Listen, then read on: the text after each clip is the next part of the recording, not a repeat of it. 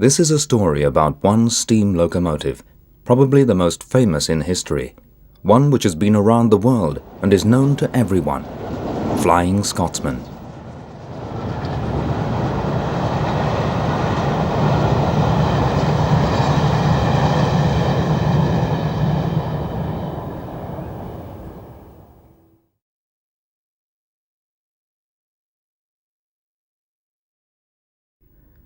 At Didcot Locomotive Shed, Flying Scotsman is being seen prepared for an outing on the main line. As often happens, the engine had been specially requested by the company organising the event, and the magic of her name ensured a full train. Despite celebrating her 80th anniversary in 2003, preservation hasn't hindered Flying Scotsman's ability to break records. This plaque commemorates the longest ever non-stop run by a steam engine, 422 miles, set by Flying Scotsman during a tour to Australia in 1988 to 89.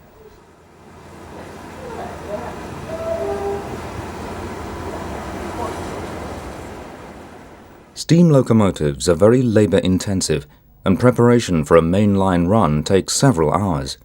These early morning scenes were recorded 2 hours before departure.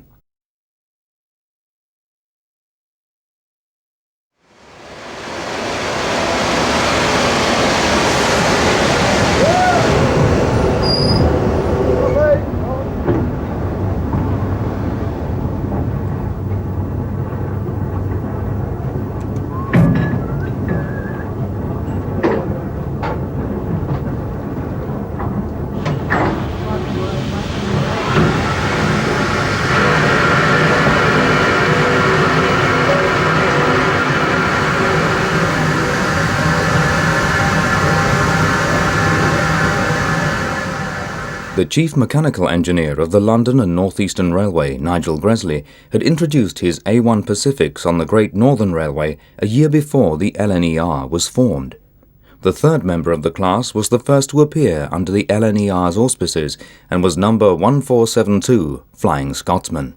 The locomotive shared its name with the famous 10 o'clock express from King's Cross to Edinburgh. When, in 1928, this engine was booked to run the 392.8 miles between the capital cities non-stop, Flying Scotsman and 5 other A1s were fitted with massive 62.5-ton corridor tenders, which allowed crews to be changed whilst the train was on the move. The crew's comfort was of prime concern. To this end, a large and well-laid-out cab was provided, with double side window lookouts and tip-up seats for the driver and fireman. 1472 was soon renumbered 4472 and in 1947 was rebuilt into the later A3 variant of the Pacific design, with the boiler working at 220 pounds per square inch. The driver's layout was also changed from right to left-hand drive, which is how Flying Scotsman remains today, the layout of the controls being explained by her Valentine's Day driver. Regulator, small ejector, large ejector's up. Brakes on down, blower, large steam injector, exhaust steam injector. Oh, that's a whistle there. That's a whistle.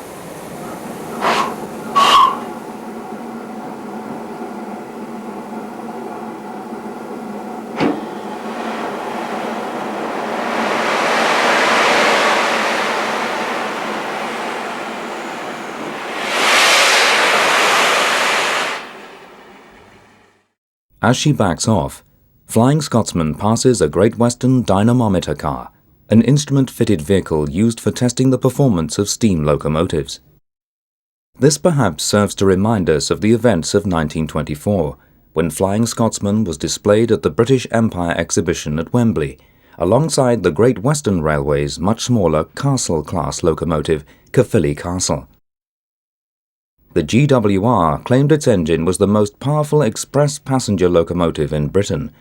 Such a claim could not go unchallenged by the LNER, and this led to exchange trials in 1925, which, to the LNER's embarrassment, the Great Western engine easily won.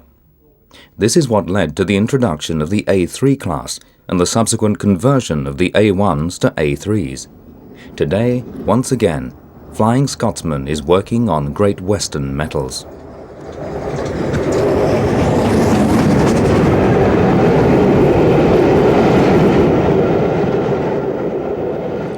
In the late 1950s, when British Railways started to dispose of its steam locomotives in favour of diesel and electric power, a list was drawn up of locomotives to be retained in museums as part of a national collection.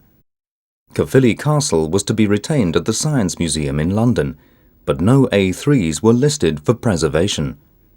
This seemed unpardonable to LNER partisans, and one, a Doncaster businessman called Alan Pegler, privately purchased Flying Scotsman when she was withdrawn in 1963, with an agreement to run her on BR metals for 10 years.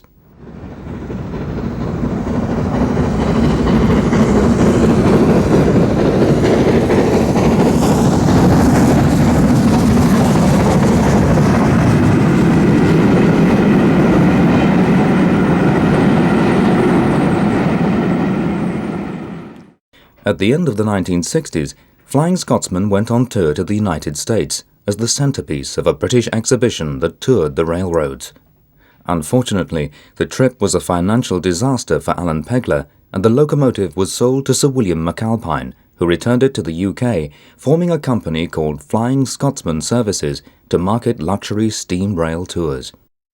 He was later supported by Pete Waterman, one-time locomotive fireman who, despite a hugely successful career in the pop music industry, has never lost his love of steam.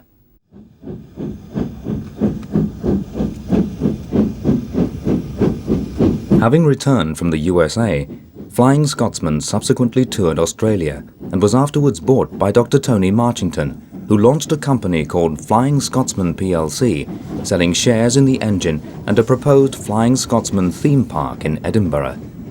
Unfortunately, the venture did not prosper, and the engine was again rescued in a combined effort by Sir Richard Branson, the National Lottery, and the National Railway Museum at York. Today, now safely owned by the nation, Flying Scotsman is back on the main line, bringing more nostalgic pleasure to the public than ever before. But nostalgia for railway enthusiasts is for the real days of steam. 4472 has worn her LNER green livery since 1963, but she ended her days in service in a very different condition.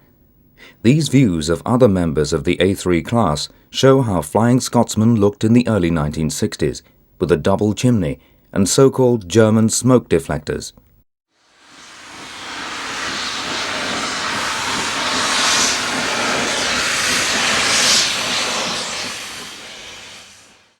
This is 60077, the White Knight, originally number 2576 when built in 1924. Flying Scotsman bore the number 60103 in British Railways days.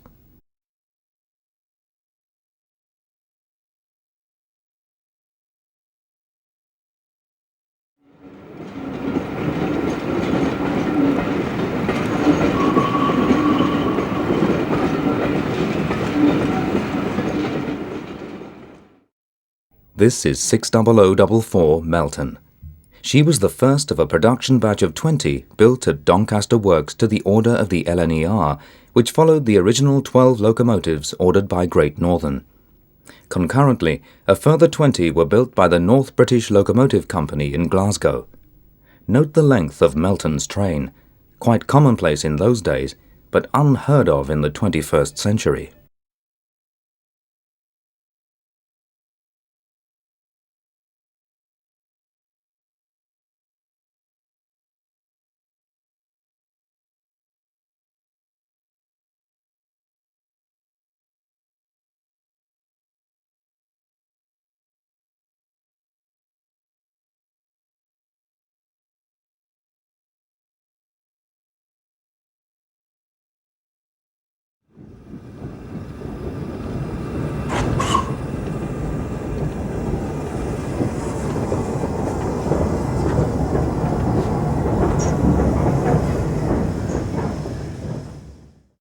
Backing on shed is number 60112 St Simon, originally number 4481, displaying its original Great Northern design of tender, which had 2 coal rails at the top.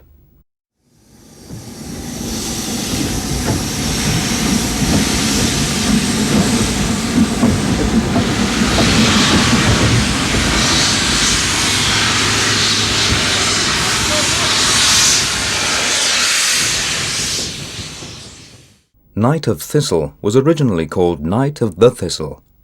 The reason for the name change is unknown, but the locomotive was withdrawn in 1964. The remainder of the class were decommissioned between 1960 and 1966, with the last of the class, Prince Palatine, being withdrawn in January 1966.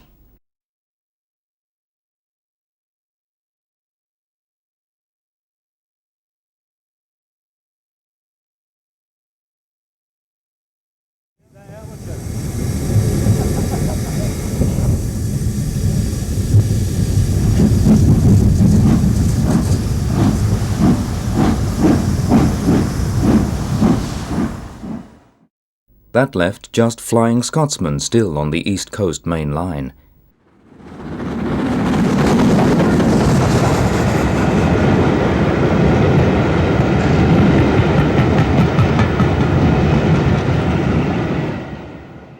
When British Railways finally eliminated steam at the end of the 1960s, they also did away with all the facilities for steam engines. This meant that there were no water troughs or cranes to be found anywhere. So Alan Pegler bought a second LNER tender, enabling Flying Scotsman to carry more than twice her original load of water.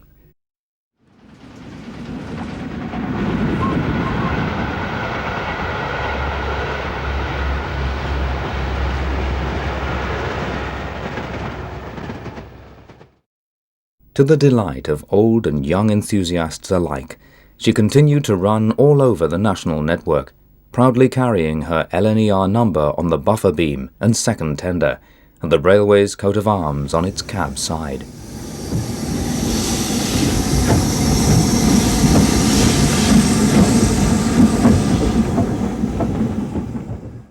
When bought in 1963, the engine was returned to as near original condition as possible, with a single chimney and no smoke deflectors.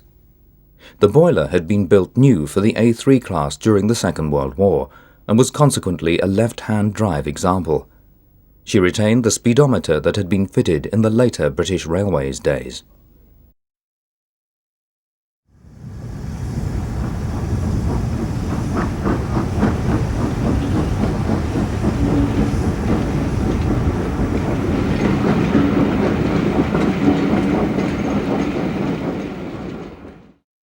For some years, Flying Scotsman was the only steam engine allowed to run on British Railways metals, as a result of the 10-year agreement taken out by Alan Pegler, which circumvented the steam ban imposed after the end of active steam in August 1968. By the time Flying Scotsman returned from her trip to America, the ban had been lifted, and she joined a small number of approved locomotives who ran a limited number of rail tours throughout the 1970s. Fire hydrants were used to provide watering facilities for these tours, which meant that Flying Scotsman could run with just one tender and the number 4472 on the cab side. She had emerged in this form at the start of preservation and is seen here backing into easterly sheds before the elimination of steam.